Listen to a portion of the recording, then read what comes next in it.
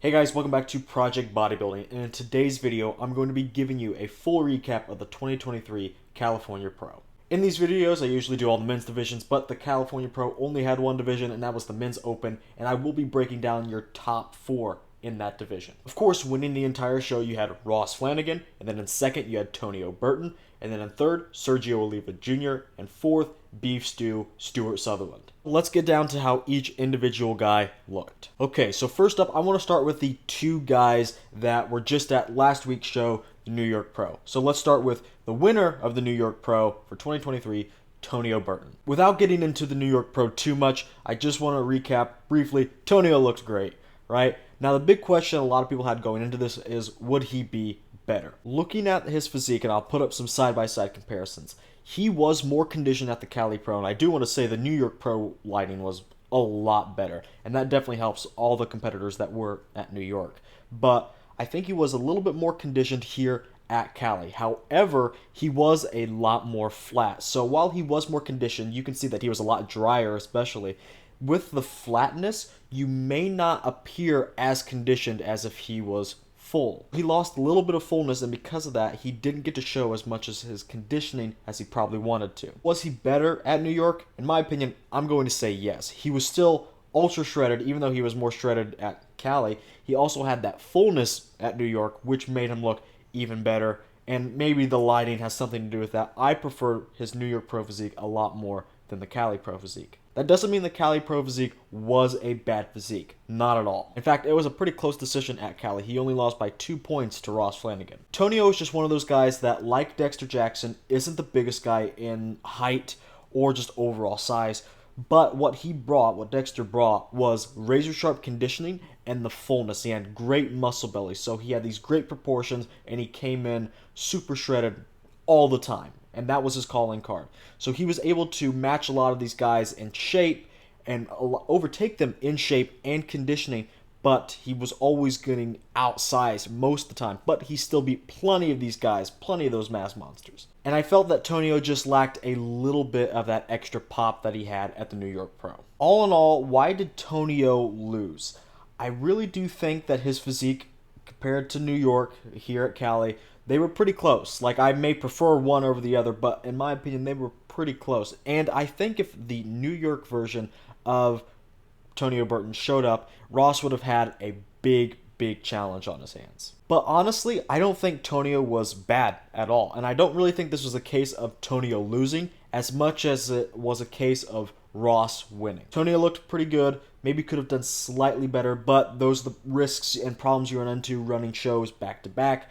Overall, I think it was a pretty good package from Tonio. You should still be proud of this. And he still has his Olympia qualification since he just won the 2023 New York Pro last week. Now, the other competitor that was at the New York Pro, the runner-up there, and then fourth place here, was Beef Stew. I'm going to ask the same question about Beef Stew. Was he better in New York? And this is a lot more resounding than Tonio's answer. In my opinion, and probably objectively for a lot of you guys, yes, he was a lot better in New York. He was slightly worse in conditioning.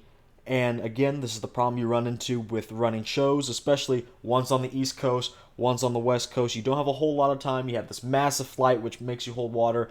You definitely run into a lot of peaking issues, and it's very hard to peak for 2 different shows back to back. Not only was his conditioning a little bit off from New York to Cali, but what made probably a bigger difference was the fullness. And I noticed this a lot in the back shots where his glutes weren't as sharp, his hamstrings weren't popping as much. And overall, with these two things, I think it's pretty clear that the New York version was better. Now, the interesting thing about Beef Stew is that he placed 4th, when really I had him in 3rd just by the limited pictures I initially saw. And then when I started compiling pictures for this video, I thought maybe Sergio deserved 3rd. We'll have to take a look. I am doing a comparison on my channel and just at the end of the week. So if you guys want to see the top 4 call-out comparison, be sure to like and subscribe so you don't miss that video. But overall, just to touch on it very briefly, I think 4th place for Beef Stew is really low, especially considering he had a straight 4th place and then Sergio had a straight 3rd place. That means not a single judge had Sergio 4th, not a single judge had Beef Stew in 3rd. I probably wouldn't have cared too much if it was a 1 to maybe 3 point difference, but when it's straight 4th and 3rds, I'm a little hesitant to say that that was 100% earned. I think Stu definitely beat Sergio from behind, but Sergio was probably a bit more conditioned in a couple areas. Definitely not from behind, though. I think Stu definitely beat him from behind pretty easily. But I think these guys traded back and forth a little bit. That's why I was a bit surprised when I saw the scorecard. And again, Beef Stew got straight fourths, and then Sergio got straight thirds.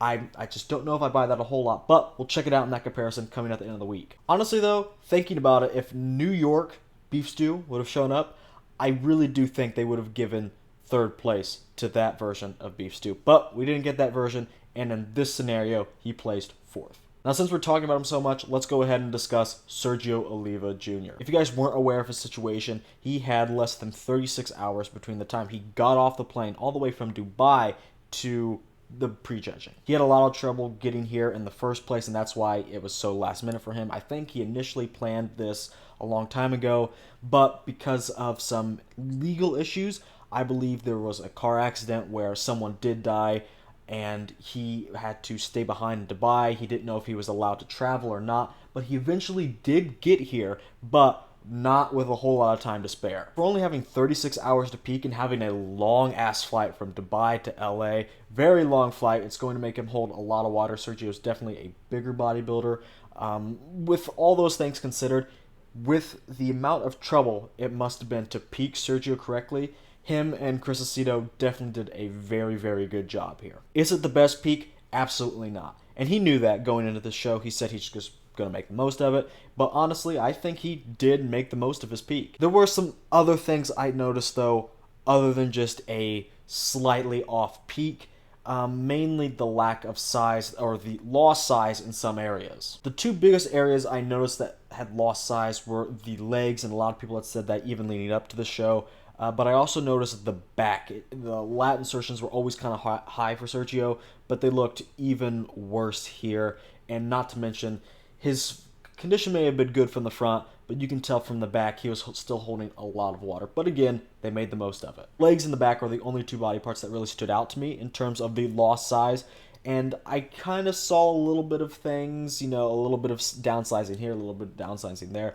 Overall, I'm just going to chalk the rest of that up and give him the benefit of the doubt. I'm going to chalk it up to just the lack of fullness and the improper peak. But those legs and back are definitely not just a peaking issue. That was a lot more noticeable, at least for me and a lot of you guys. I know a lot of people are going to say, he's done, he's already losing size, blah, blah, blah, blah, blah. I really don't think he's done at all. He had terrible circumstances, and not just the circumstance where he has 36 hours to peak after a long-ass flight, not just that. Just why he couldn't get here in the first place. He was in a car crash, and I think he did cause someone to lose their life, if I remember the details correctly.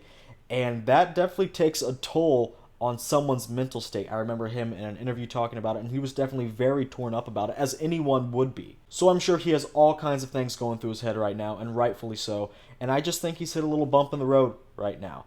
And honestly, like I said, they've made the most out of the situation. Him and Chris, especially Sergio, hats off to him. He's made the most out of a very, very poor situation. And while Sergio may be a bit older, so he won't be around that much longer, he's almost 40, I do think this is a scenario where he can just jump back on the horse for a little bit and get his mojo back. Finally, let's talk about the winner of the show, Ross Flanagan. A lot of people don't know who Ross is. In fact, this is his first pro win. The more hardcore fans of bodybuilding will know that he's on Fuad Abiad's podcast a couple times, at least has been a couple times, and is the owner of Flavor Gang. Those are the guys that make the bodybuilding-friendly sauces, and I think cream of rice as well. This was his first pro win, but it wasn't his first pro show. He did the Indie Pro last year, and honestly, he choked completely. He said he had some anxiety issues the night before the show, and really there was just some issues with the whole peaking process, and he basically bombed on stage. And immediately after the show, he was talking about his mistakes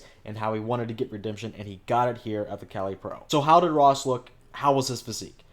First, he was the most shredded guy there. Tonio was close in conditioning, but Ross just had a better peak and had that fullness that Tonio didn't. And for the other guys in the top four, Sergio and Stu, they were much bigger than Ross in terms of stature and size. Ross was probably the second smallest guy there in the top four, besides Tonio being the first.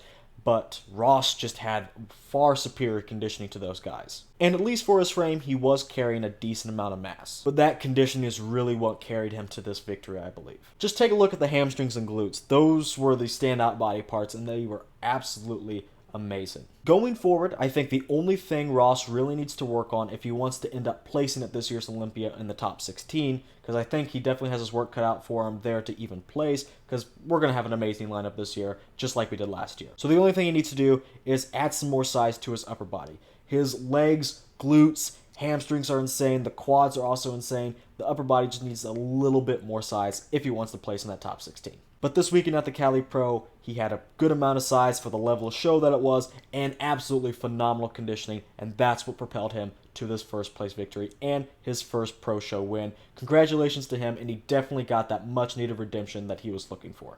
Overall, I think this is a very good show. In fact, with the level of competition, I preferred this show over New York. Don't forget, like I've been mentioning throughout this video at least a couple times, I will be doing a top 4 comparison on my channel at the end of the week. We'll be going pose by pose for the top 4 guys. I know some people may have had Tonio winning. I think it was a pretty close show all the way through.